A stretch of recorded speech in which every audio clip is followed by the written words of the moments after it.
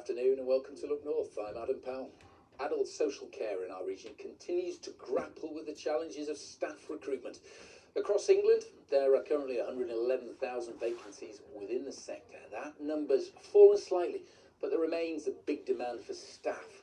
The average age of a carer is 44, with more than 3/4 of care workers female. One North Yorkshire-based care provider says it's important to send out the message that the work is rewarding. It's selling that side of it, the positive rewards. Not every day is going to be amazing. It's hard work, it's challenging, but the rewards from that far outweigh the bad side of it. So I think hitting the youth is where you're learning, you're developing, you're telling people about what care is all about. Now, Northumberland County Council is campaigning to have the anchor of its Royal Navy namesake put on display at its headquarters in Morpeth. HMS Northumberland was decommissioned last year, but a request to obtain its mooring was turned down. The Royal Navy has so far gifted the ship's bell to County Hall. The Ministry for Defence has been contacted for comment. Now, the team behind a North East art exhibition is asking visitors if they can help identify a man featured in a portrait by the late artist Tom McGuinness. The charcoal drawing is on display in the Mining Art Gallery in Bishop Auckland. It's part of an exhibition to celebrate the centenary of the pitman turned painter from County Durham. Julie Smith reports. This is the work of artist Tom McGuinness. He drew on nearly 4 decades working as a miner to transform memories of daily life underground into works of art.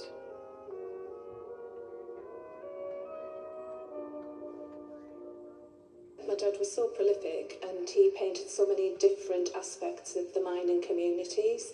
So there was very much the underground scenes showing how difficult it was to work in those circumstances, but then lots of scenes of community life, and it's all part of our social heritage really. Well, there is one picture here that's causing a little bit of a mystery, and this is it here. It's called The Portrait of the Unknown Man. Now, Anne, what can you tell us about this picture? So Tom McGuinness drew this in 1963. It's when he was living in Witton Park near Bishop Auckland.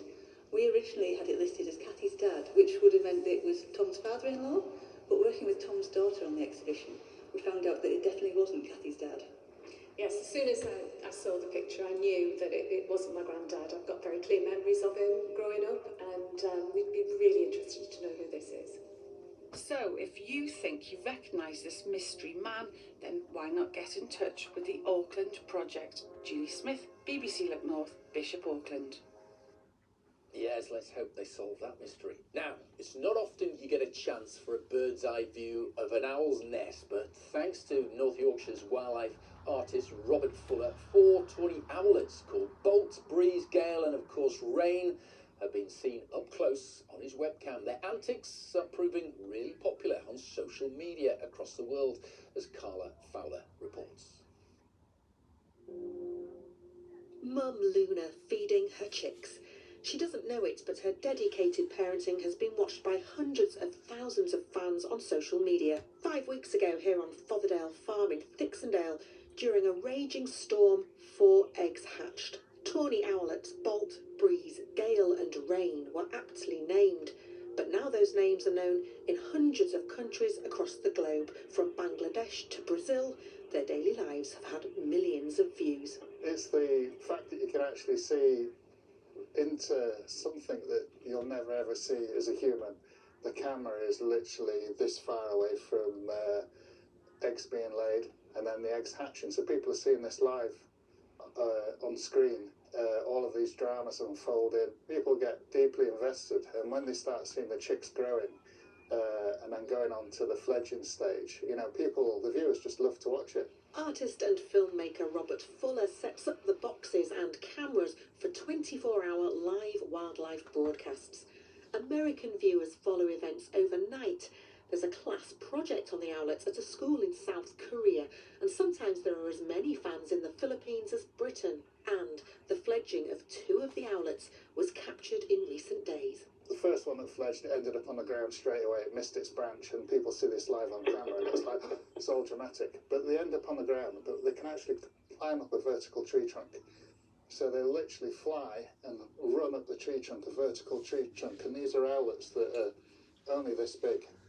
And then if they get tired, they can just actually hook the beak in and then rest, and then they'll go again. But they can get up a vertical tree trunk as a little fluff ball. The only time to intervene, says Robert, is if a fledgling is on a road or injured. For now, these winged wonders continue to thrive. Carla Fowler, BBC Look North, near Malton. What amazing pictures. Now, today's May Day celebrations in Penrith are expected to be one of the biggest the town's ever seen. The team behind the upfront puppet theatre drew on medieval folklore for its designs for the Green Man Parade. It features giant puppet heads. The theme of this year's parade is In the Garden, which will celebrate growth, nature and creativity. So the idea is that we make something really amazing for May Day that's never been done before on the scale it's on. And what we're trying to do is celebrate May Day, because May Day is the beginning of spring. And it's got to be something where the music combines and the spirit of the day combines, where people's spirits are lifted, because the world at the moment is a pretty grim, grey place. A Cumbrian charity has been stepping up its work for today, the start of National Hedgerows Week. Friends of the Lake District planted 2 kilometres of hedges in recent months, while restoring another 3 kilometres, with almost 18,000 trees planted. A team of volunteers have carried out the work, which improves biodiversity and helps with flood management. Time for a look at the weather now. Here's Molly Brewer. Hello there, good afternoon. A rather quiet week of weather on the way for you this week due to what's known as a slack pressure system, which often brings cloudy conditions. It is going to feel cooler this week too, mostly dry, but a few showers possible. Into the rest of today though, for Bank Holiday Monday, we do have a few showers, but a lot of dry weather as well. And we do have increasing brightness in places too. And a milder day than yesterday, highs of 17 degrees Celsius. Light winds will continue into tonight. We will have patchy cloud and some clear spells, a few showers possible, but I'd say mostly dry. And temperatures down to around 3 to 4 degrees Celsius. We could see some pockets of mist and fog as well. And for the rest of this week, it looks a bit cooler. That is the latest this Bank Holiday Monday. Look North is back with Alistair Gill at 6:20 this evening. Enjoy your afternoon. Bye-bye.